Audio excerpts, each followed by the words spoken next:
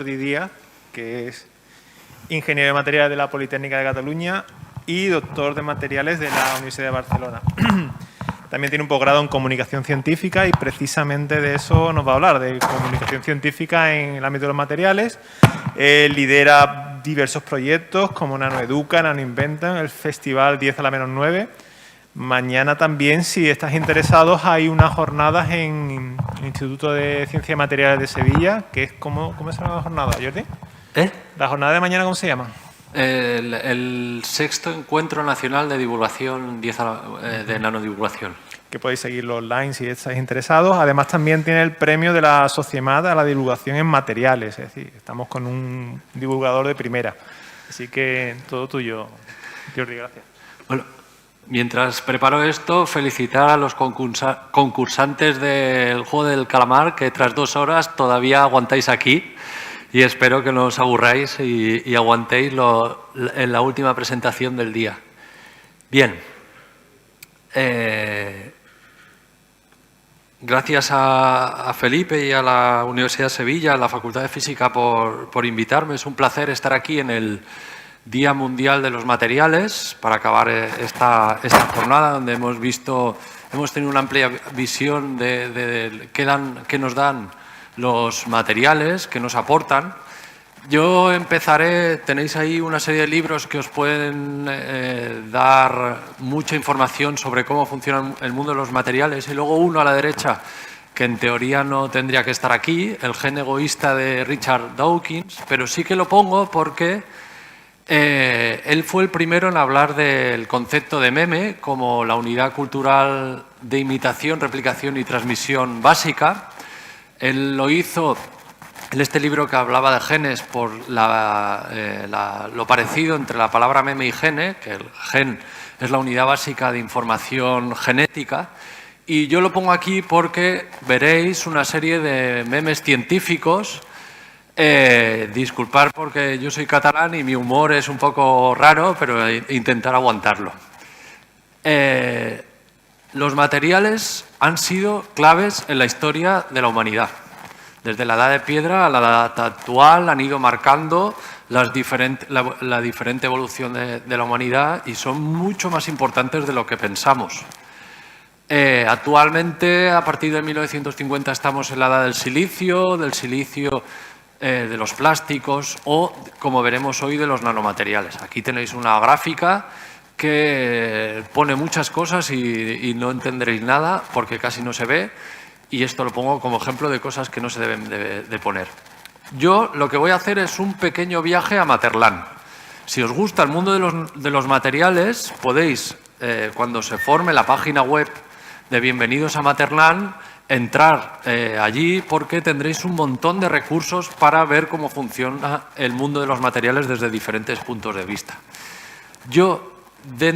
Si definimos un material con una de las múltiples definiciones que nos pueden dar, una porción finita de materia con sus mismas características generales, pero siendo un elemento real con tamaño y dimensiones, pudiendo ser trabajable y transformable para su mejor aprovechamiento. Esta es una de las múltiples definiciones que podemos tener, que ya veremos, por ejemplo, en el mundo de los nanomateriales, cómo no se cumple. Yo, básicamente, dentro de la infinidad de posibilidades que nos da el mundo de los materiales, me centraré en estos para luego irme a los nanomateriales. Escribía Plinio el Viejo en el año 3000 a.C. que unos mercaderes fenicios que iban de Siria a Egipto con natrón pararon en mitad de la noche y, calentando la comida, la mezcla entre la arena, el natrón y el calor, les dio el primer vidrio fabricado por el hombre. Esta historia mola, pero es un poco fake, no se ha comprobado. Es más, para formar vidrio en esas condiciones, sin aportar ningún material más, deberíamos llegar a 1500, 1700 grados, cosa que con una llama calentando comida no llegamos. ¿Por qué explico esta historia? Porque ahora, dentro de los materiales cerámicos, me voy a centrar en la diferencia entre vidrio y cristal. Porque, aunque parece simple, es mucho más importante de lo que nos podemos llegar a pensar. Un cristal es una estructura que, de forma tridimensional, tiene una estructura ordenada, con una disposición atómica determinada. En cambio, un vidrio es una estructura amorfa que esta disposición atómica a largo recorrido no la encontramos. Una cosa ordenada, una cosa desordenada, amorfa. En cambio, nosotros siempre, o en regla general, o a partir de esta charla no lo vais a hacer, nos referimos al vidrio como cristal. Nos podemos encontrar en muchas definiciones, todas las botellas de cristal no son retornables, o en un montón de sitios la palabra cristal. ¿Por qué? Esto viene de la... Espera, tengo que ir para atrás. Vale. Esto viene de la época romana, porque para tapar las ventanas se utilizaba un yeso de esta mina, la condenada, que era una lámina muy fina, no tan fina como las que nos presentaron al principio, que era transparente y se conoció como el cristal de Hispania. De allí viene este concepto. A partir de ahora no volváis a confundir vidrio con cristal e intentar diferenciarlos. Estos son materiales cerámicos, podríamos hablar de muchos, ya os he dicho. Luego tenemos los materiales metálicos. Dentro de los materiales metálicos, su seña de identidad más característica de la mayoría de ellos es este diagrama que podéis ver ahí arriba, ¿vale? No sé, aquí.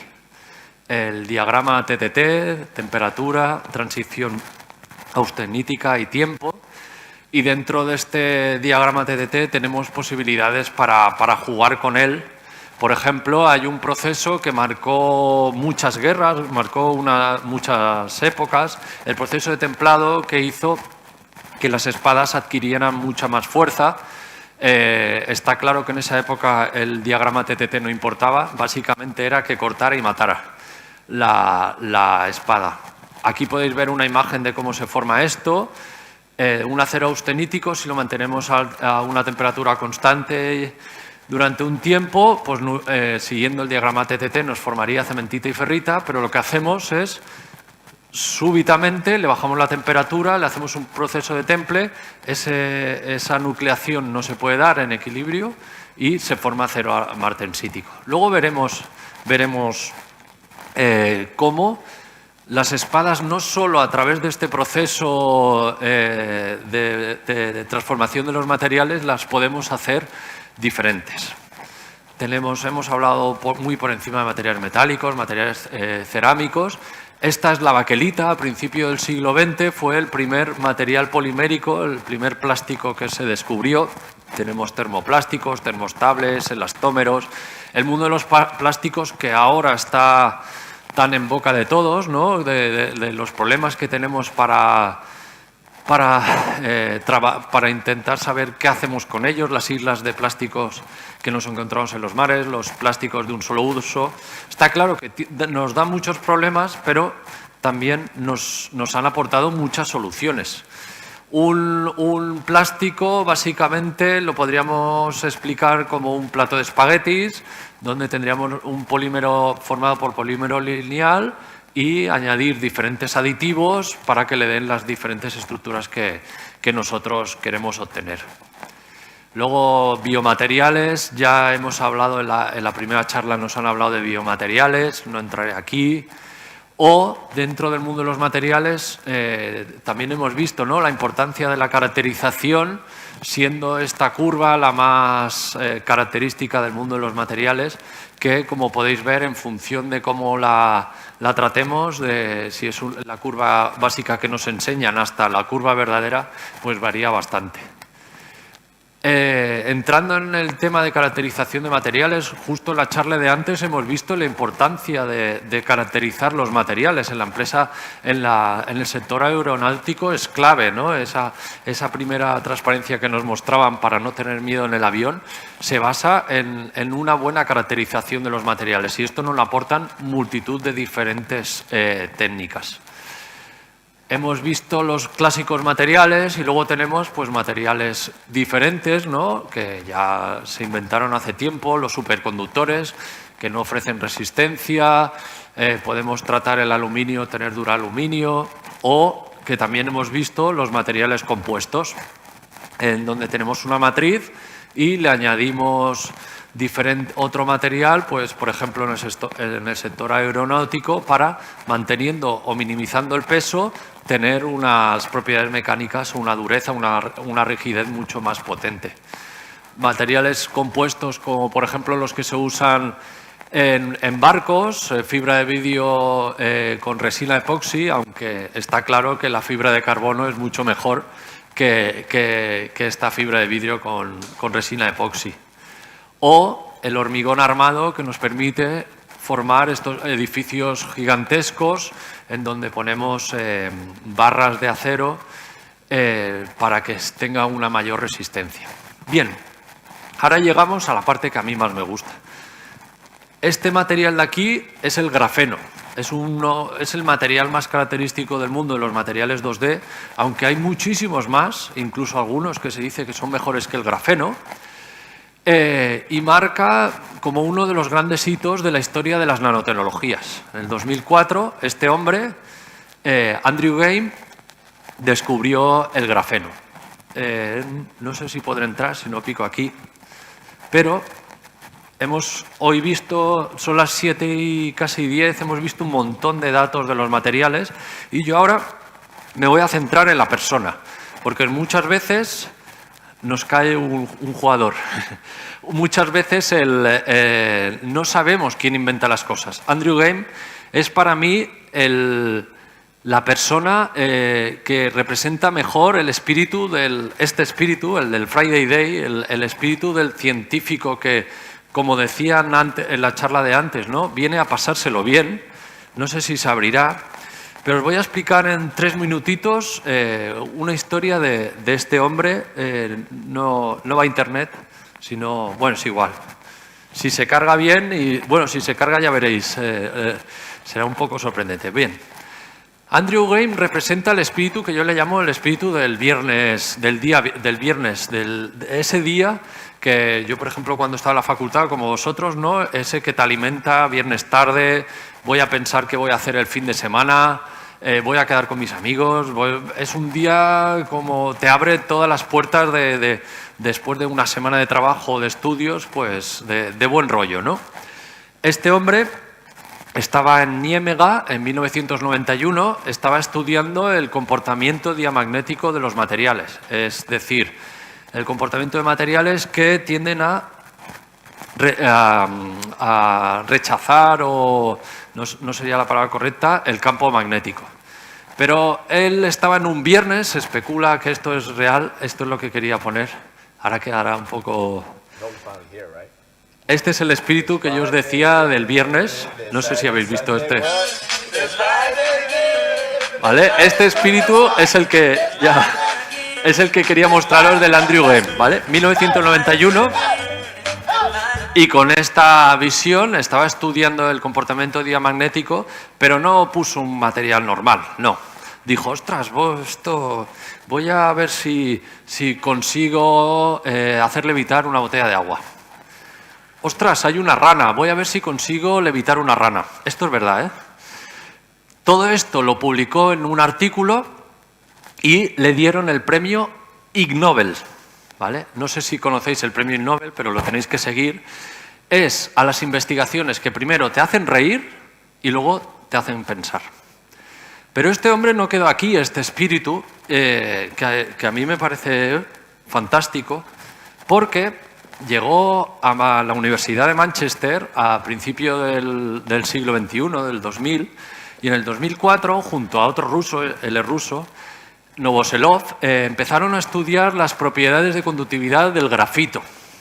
Estaban estudiando, ellos tenían unas teorías que no se cumplían, y con este espíritu del viernes que os decía, vieron que los microscopistas de una técnica que se utiliza para caracterizar nanomateriales, que se llama microscopía de fuerza atómica, en vez de un grafito normal, utilizaban un grafito pirolítico, ¿vale? En vez del grafito de las láminas de lápiz, utilizaban un grafito que se ponía a 2000 grados en un horno, y este grafito era totalmente diferente al grafito común, era mucho más liso, el clivaje que tenía era diferente. Bueno, ellos vieron que los microscopistas cogían el grafito, sacaban con un celo las primeras capas para dejarlo atómicamente plano.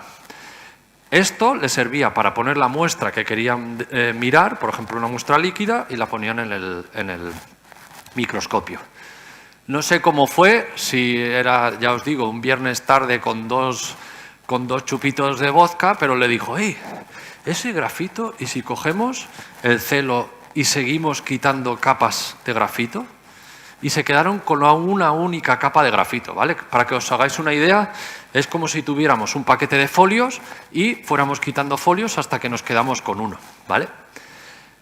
Acababan de, esto lo pasaron a una lámina creo que de cobre, y acababan de descubrir el grafeno, el gran material, el que se le ha llegado a llamar el material de Dios, ¿vale? ¿Por qué?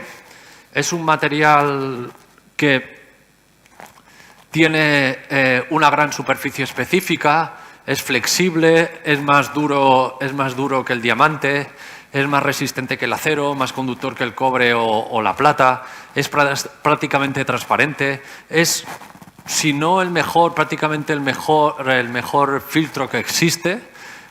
No entran casi ni los gases. Creo que solo era el helio, el único que cabía por esta estructura tan pequeñita, y está compuesta por hexágonos de carbono en una estructura bidimensional, en un único plano. Bueno, hemos visto aquí una visión general de algunos de los materiales y ahora nos centraremos en la nanotecnología. Yo siempre que hablo de nanotecnología me viene el enano rockero, ¿vale? Porque pienso que la nanotecnología la nanoscience se ha convertido en el nuevo rock and roll, ¿vale? Ha cambiado muchas cosas, una visión de cómo eran los materiales. ¿Por qué? Porque hemos visto que muchos materiales, tal y como funcionaban en su forma macro, cuando los llevábamos a la forma nano, cambiaban. Ahora veremos. Se ha de decir que el mundo de los nanomateriales no existe desde hace 20 años, sino que, por ejemplo, en la ciudad italiana de Deruta descubrieron que cerámicas, en su proceso de formación de la cerámica, habían utilizado por casualidad nanopartículas de oro, de plata y de cobre, que habían aportado color y brillantez a la cerámica. Pero no solo eso, ¿sabéis de dónde son estas vidrieras? Una pista es que están aquí cerca. De la Catedral de Sevilla, ¿vale? Yo no estoy seguro si lo que os diré se cumple, pero en las catedrales y en muchas catedrales y en muchas iglesias de la época siglo XIV, XV, XVI, en el proceso de formación de las vidrieras se utilizaban metales y se ha descubierto que la coloración rojiza, amarilla, sobre todo rojiza, azulada y demás, era debida a la presencia de nanopartículas. Fue por casualidad, pero se ha descubierto que las vidrieras de la época medieval tenían nanopartículas. Esto también se descubrió en una de los materiales que son más icónicos de la historia de la nanotecnología, que es la copa de Licurgus, en el siglo V a.C., en época romana, donde se vio que tenía nanopartículas de oro y de plata y que en función de cómo le da la luz, si es a través o por detrás, tiene un color diferente. Esto es debido a que el oro, cuando lo hacemos a un tamaño por debajo de los 100 nanómetros, ya no es amarillo, sino que tiene diferentes colores. Es más, podemos en el laboratorio controlar tanto forma como tamaño para tener un color determinado. Y esto es por un efecto cuántico denominado plasmón de resonancia. Hay una interacción diferente entre los fotones de la luz y los electrones de la estructura, creando un efecto que nos permite controlar el color del oro. No solo de forma casual para formar vidrieras, sino que este color del oro, como veremos más adelante, se puede utilizar en nanomedicina. Otro ejemplo también muy característico de la zona donde nos encontramos, ¿no? De la historia de Andalucía, de la historia de España, es esta frase de Boabdil, y la pongo aquí porque Si Boabdil hubiera conocido a Saladino, quizás no hubiera perdido, porque Saladino utilizaba el acero de Damasco. Este acero se ha descubierto que utilizaba un tipo de carbón de unos árboles determinados de esa zona que casualmente formaban nanotubos de carbono. Antes hemos hablado de los nanotubos, ¿vale? Estructuras tubulares, el grafeno que os he dicho antes, la lámina esta, si le formamos un tubo, formaríamos un nanotubo de carbono. Y esto, al final, lo que hacía era un material compuesto. El proceso de templado de la espada, a su vez, le aportábamos nanotubos de carbono que le daban mucha más resistencia. Es más, cuenta la leyenda que se encontró Saladino con Ricardo Corazón de León. Saladino en la época de las cruzadas es uno de los personajes más famosos, era temido y admirado a la vez. Pues que se encontró con este acero, Ricardo Corazón de León cogió su espada y cortó una madera sin ningún problema, vino él, cortó una madera, cortó una hoja también sin ningún problema y se lo puso como cinturón, ¿vale? De las características de esta espada de Damasco. Bueno, aquí hemos visto cómo la nanotecnología nos ha ido aportando poco a poco. Los nanotubos de carbono se descubrieron en 1991, un japonés que se llamaba Eijina, y son nuevos materiales que son alótropos del carbono. Solo se forman de carbono, pero tienen unas propiedades diferentes. Los nuevos que se han descubierto los últimos 35 años son el fulereno, el grafeno o los nanotubos de carbono. Esta, seguro que os suena, esta imagen, ¿no? Es la Giralda. Hace poco, bueno, creo que fue hace 4 o 5 años, hubo un tratamiento de una limpieza y la volvieron a pintar y le pusieron nanopartículas que tenían esta propiedad. No sé si se abrirá. Eran nanopartículas que hacían que la superficie de la Giralda, no se pudieran adherir el agua. Esta resbalaba podríamos decir, sin pegarse, no mojaba, ¿vale? Hemos visto antes en la primera charla el tema de la superhidrofobicidad. Esto, y diréis, ¿y para qué queremos que no se pegue el agua en la Giralda? Porque resulta que la humedad ambiente es donde atrapa la contaminación, ¿vale? Aparte de lo que viene a través de gases y demás. Pero si impedimos que la humedad se adhiera en la pared, lo que estamos haciendo de forma indirecta es impedir que la Giralda se contamine, ¿no? O la superficie tratada se contamine. A ver qué quito esto. Perdón. Vale. Y esto, hablando, como hablábamos al principio, ¿no?, de temas bio, esto es un efecto biomimético de la naturaleza. Allí a la derecha veis la flor de loto, que se ha visto que tiene nanoestructuras, micro y nanoestructuras, que hacen que el agua no se le pegue. Entonces el agua pasa a través de la flor de loto y esta flor nunca se ensucia. También en la naturaleza tenemos la mariposa morfo con estructuras fotónicas que dan este color, hay insectos que estos ojos, que aparentemente para nosotros es uno, pueden llegar a tener 20.000 ojos, como si fueran LEDs, ¿vale? Todo esto nos hemos aprovechado. Y estos son algunos de ejemplos del mundo de las nanotecnologías. Las nanotecnologías se mueven en el orden de los nanómetros, del 10 a la menos 9. Esto que decíamos que mañana haremos el encuentro de 10 a la menos 9, ¿vale? Y se han convertido casi en una revolución industrial en sí mismas. Yo ahora os explicaré muy por encima cuáles son para mí las 3 características principales que diferencian a la nanotecnología. Solo deciros que hace 60 años, bueno, ya 62, este hombre, Richard Feynman, un gran visionario, premio Nobel de Física en 1965, y con un libro que os recomiendo que os leáis, que se llama ¿Está usted de broma, Mr. Feynman?, que habla muy bien tanto de lo que él hizo, de cómo él también tenía este espíritu del viernes tarde, del viernes noche, y nos habla de algunos periodos de la historia de la ciencia que son maravillosos. Bueno, él predijo que ¿por qué no podemos ser capaces de manipular la materia a escala de átomos y moléculas? ¿Por qué no podemos jugar con los átomos? Y esa es la esencia de la nanotecnología. Hay 3 factores que para mí son muy importantes en la nanotecnología. El primero es que trabajamos en tamaños muy pequeños, prácticamente en tamaño atómico. Seguro que os han explicado varias veces el modelo atómico. El modelo atómico no es el modelo planetario, no es un electrón que gira alrededor de un núcleo, sino que este electrón puede situarse en determinadas posiciones. Hay toda una teoría cuántica que nos explica el comportamiento del electrón alrededor del núcleo atómico, en dónde lo podemos encontrar, que es una teoría probabilística.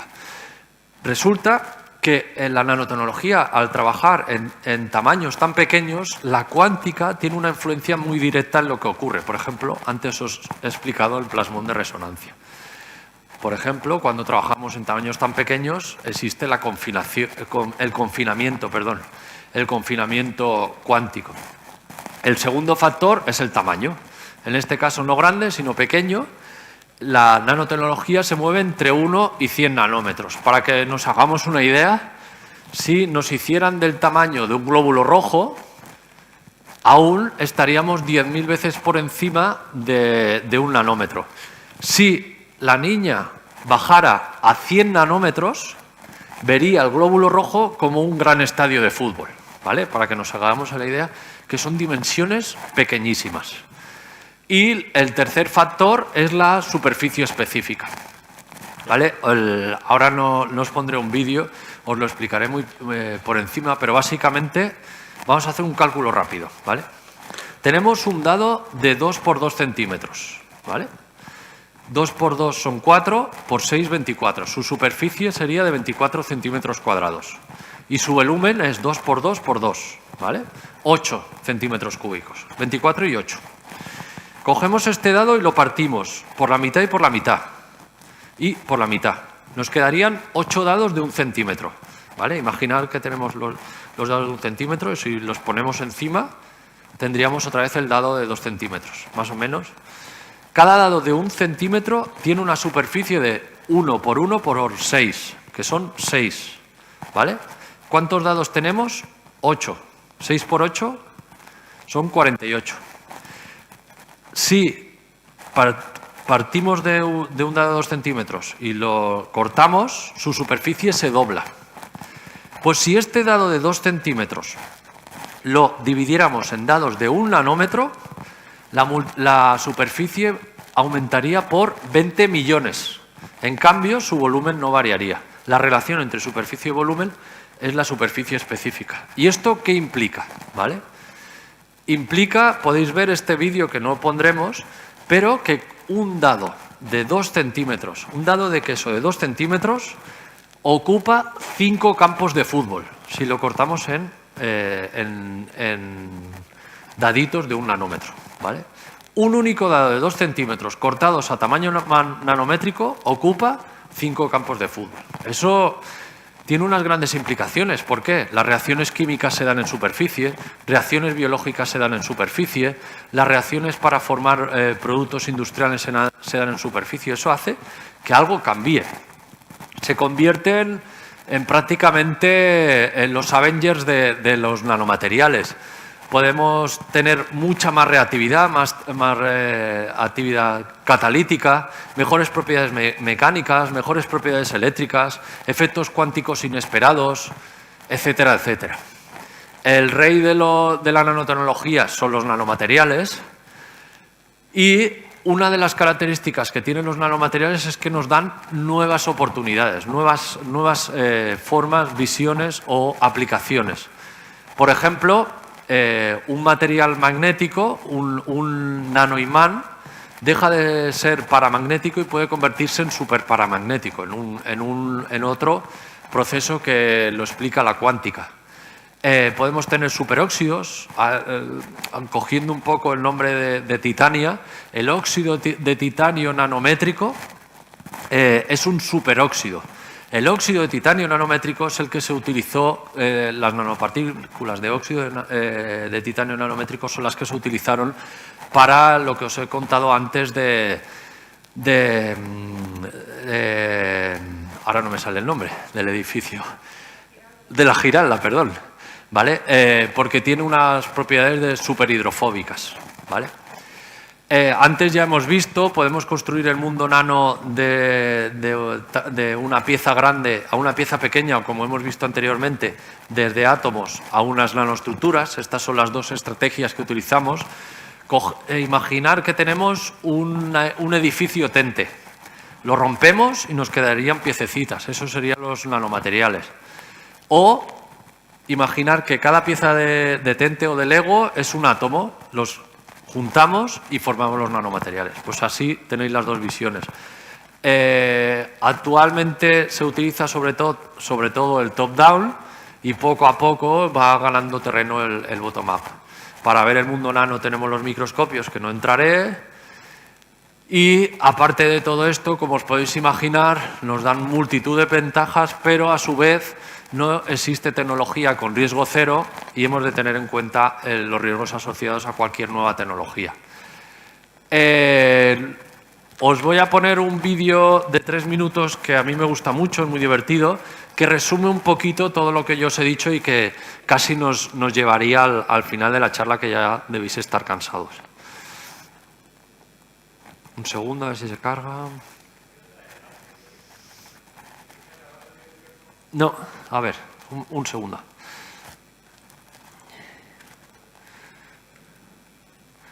A ver... A ver... Bueno.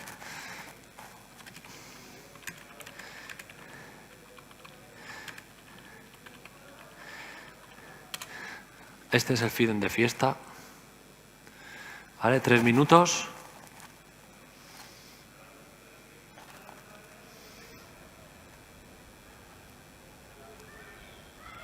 ¿Y cuál es el alboroto con la nanotecnología? ¿Puede ayudar a encontrar la cura contra el cáncer? ¿Puede hacer que la energía sea más limpia y barata? ¿O incluso camisas que no se manchan? Bueno, se trata de lo que es súper demasiado ultra pequeño. La nanotecnología utiliza partículas nanométricas, el tamaño de átomos y moléculas. 1 metro está formado por 1000 millones de nanómetros. Imagínate, comparar el ancho de este metro a un súper diminuto nanómetro es como comparar el ancho del planeta Tierra con el ancho de esta canica. Tus uñas crecen 1 nanómetro por segundo. En la escala nano, algunos materiales como el oro no actúan de forma normal y comienzan a presentar propiedades inesperadas. No actúan de forma normal y comienzan a presentar propiedades inesperadas. Si cortas un ladrillo de oro por la mitad, ambas mitades lucen doradas y brillantes. Cortamos más y más, y todavía luce dorado y brillante. Eso es hasta que los pedazos son tan pequeños como para estar en la escala nano. Resulta extraño que partículas de oro de 50 nanómetros de ancho, como las que se encuentran en este líquido, se vean verdes y aún más pequeñas se vean rojas. Hasta los cambios más pequeños pueden llevar a propiedades inesperadas. El color no es la única manera en que las cosas actúan diferente. Otras propiedades físicas y químicas pueden cambiar a escala nano. ¿Por qué debe importarte? Los doctores están trabajando con nanopartículas en la ubicación y eliminación de células cancerosas sin los efectos secundarios de la quimioterapia y la radiación.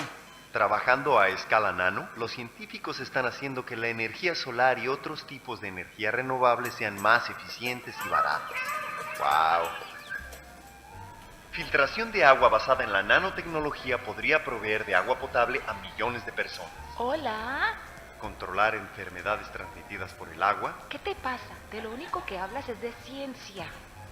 Y otras aplicaciones que podrían facilitar nuestras vidas. Por ejemplo, fibras superpequeñas a escala nano que evitan que los líquidos se disuelvan y manchen la ropa.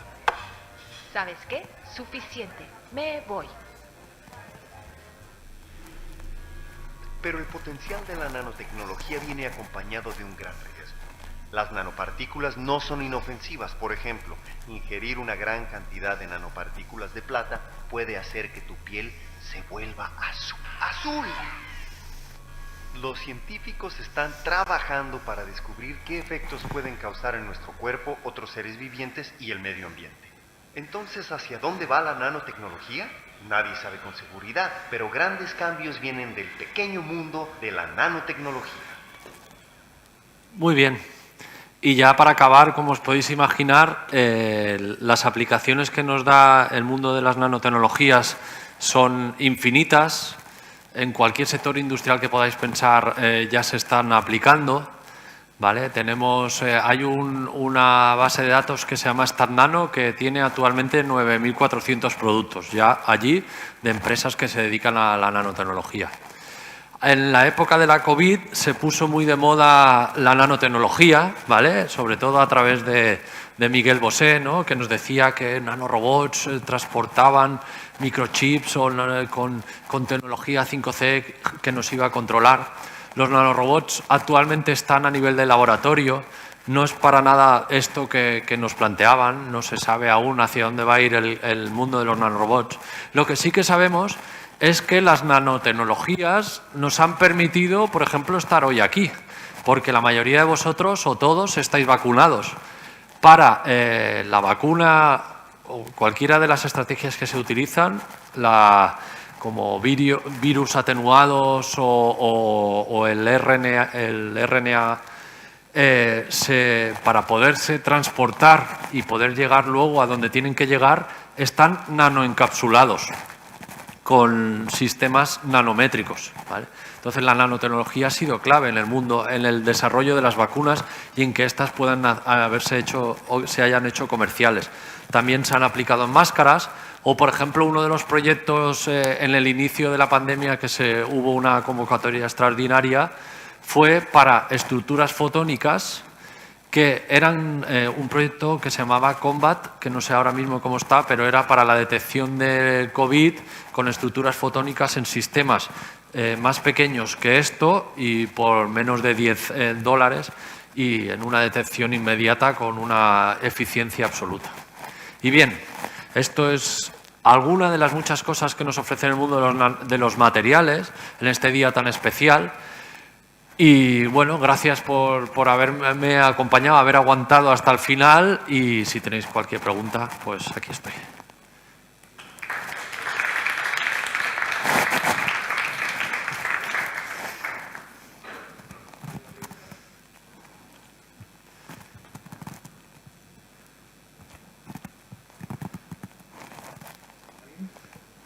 ¿Quieren irse? Pues ha sido una presentación, a mí me ha parecido muy divertida y yo creo que es muy importante, sobre todo divulgar, porque es que hoy, por ejemplo, estaban viniendo colegios de institutos y le preguntas a los chavales del instituto qué saben sobre materiales, qué saben sobre ingeniería de materiales y no tienen absolutamente ni idea. Yo creo que sí es importante divulgar la ciencia, la física, todo el mundo sabe algo, pero de materiales, además aquí estáis vosotros que sois los que tenéis que llevar un poco la bandera. Es muy importante porque es que es un campo totalmente desconocido. Y muchas veces ha sido el patito feo. No sé, por ejemplo, en química allí pues era el departamento que hacía las cosas más... la química era la orgánica, la analítica, la inorgánica, pero los materiales, ¿qué eran los materiales? Y bueno, ya hemos visto la importancia actual y la importancia durante toda la humanidad. Sí. Pues si no tenéis ninguna pregunta... Sí. Bueno, primero felicitarte por la presentación. Me ha impresionado que sacaras un libro de Richard Dawkins. Entonces, no sé si quieres aprovechar para presentar el libro que habéis hecho, ¿no? Porque yo creo que si estamos hablando de divulgación, yo creo que no he podido leerlo porque, como acabas de decir, que está recién sacado, pero... No está pactado esto, ¿eh?